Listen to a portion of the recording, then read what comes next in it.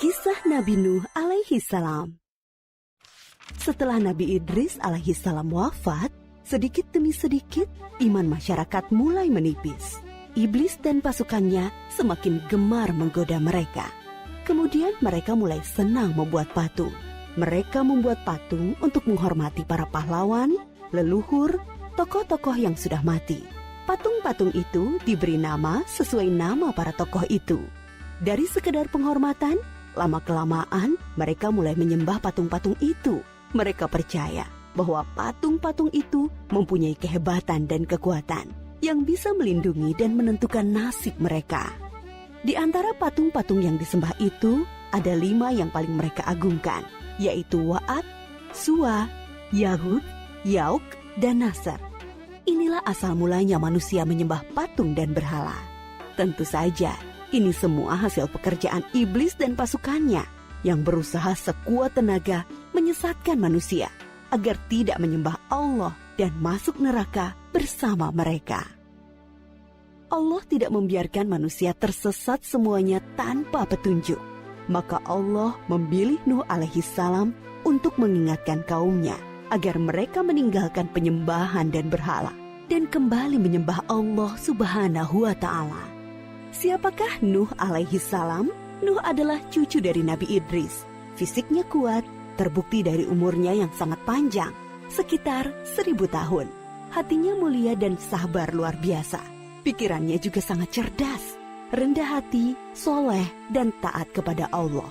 Nabi Nuh adalah Rasul Allah Subhanahu wa Ta'ala yang pertama. Sebelumnya, Allah hanya mengangkat nabi-nabi saja. Mulailah Nabi Nuh berdakwah kepada kaumnya. Nabi Nuh mengajak mereka untuk memohon ampun atas dosa-dosa mereka dan kembali menyembah Allah agar tidak terkena azab dari Allah.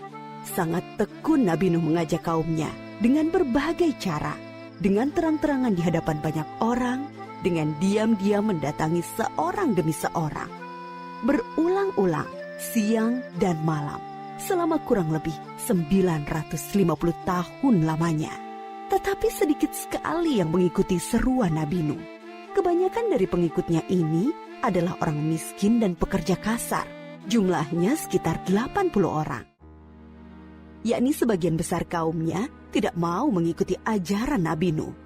Mereka bersikap angkuh dan sombong dengan menutup rapat-rapat telinga mereka jika Nabi Nuh mulai berbicara untuk mendakwahi mereka. Bahkan mereka menantang Nabi Nuh agar mendatangkan azab yang diancamkan oleh Allah Subhanahu wa Ta'ala. Nuh, sudahlah, berhenti bicara. Percuma, kami tidak akan percaya. Sekarang begini saja, datangkan azab itu pada kami jika kau memang benar. Kami yakin tidak akan ada azab yang menimpa kami karena kelakuan kami. Kau hanya berdusta. Nabi Nuh mengadu kepada Allah tentang pembangkangan kaumnya yang terlaluan. Allah berfirman bahwa memang pengikut Nabi Nuh tidak akan bertambah. Hanya 80 orang itu saja. Selebihnya mereka semua tidak akan beriman karena mereka sudah sangat sesat. Setelah jelas ketetapan Allah bahwa orang-orang itu tidak akan beriman, maka Nabi Nuh memohon kepada Allah. Tuhanku, musnahkanlah seluruh orang durhaka itu dari muka bumi. Mereka hanya membuat kerusakan dan melahirkan anak-anak yang durhaka. Kemudian Allah memerintahkan Nabi Nuh untuk membuat kapal yang besar. Pada masa itu ilmu perkapalan belum berkembang dengan baik. Allah mengajarkan ilmu itu kepada Nabi Nuh. Maka Nabi Nuh bersama pengikutnya membuat kapal besar terbuat dari kayu. Kayu itu didapati dari pohon-pohon di hutan di sekitar mereka. Ejekan kaum Nabi Nuh semakin menjadi-jadi. Melihat pembuatan kapal itu terasa aneh bagi mereka. Apalagi mereka tinggal jauh dari laut. Lihatlah, Terbukti bahwa Nuh gila. apa itu? Bikin kapal ya? Untuk berlayar di hutan. Nabi Nuh dan pengikutnya bersabar dan tetap tekun menyelesaikan kapal itu.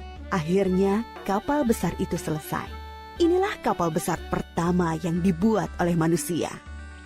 Kemudian Allah memerintahkan untuk mengumpulkan binatang-binatang sepasang-sepasang, jantan dan betina.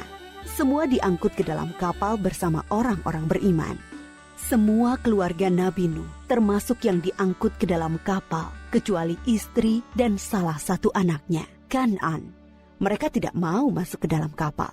Mereka tidak beriman dan termasuk orang durhaka. Sementara itu, langit menjadi gelap. Angin bertiup kencang, petir menggelegar. Hujan turun sangat lebat. Dari dalam tanah memancar air yang semakin deras. Juga dari dalam rumah-rumah penduduk, dari dapur-dapur mereka.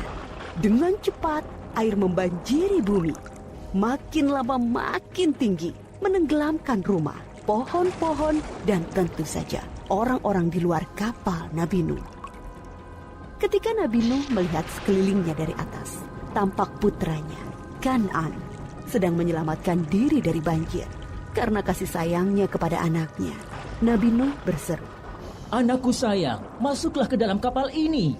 Tidak ada yang bisa selamat dari azab ini kecuali yang berada di dalam kapal. Tidak ayah, aku akan memanjat bukit yang tinggi. Pasti aku akan selamat. Tiba-tiba datang gelombang besar dan Kan'an tidak terlihat lagi. Dia termasuk yang dibinasakan.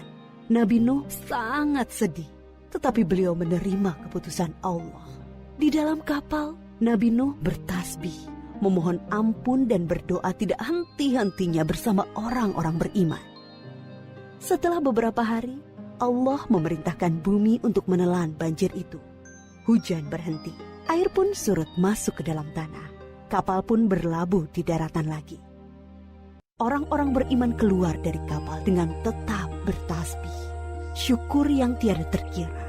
Mereka memulai hidup baru tanpa gangguan orang-orang kafir yang sudah tenggelam, dibinasakan Allah karena kesesatan mereka. Kisah Nabi Nuh memberikan kita pelajaran bahwa durhaka kepada Allah dan tidak patuh kepada Rasul utusannya membuat manusia ditimpa azab di dunia ini maupun di akhirat.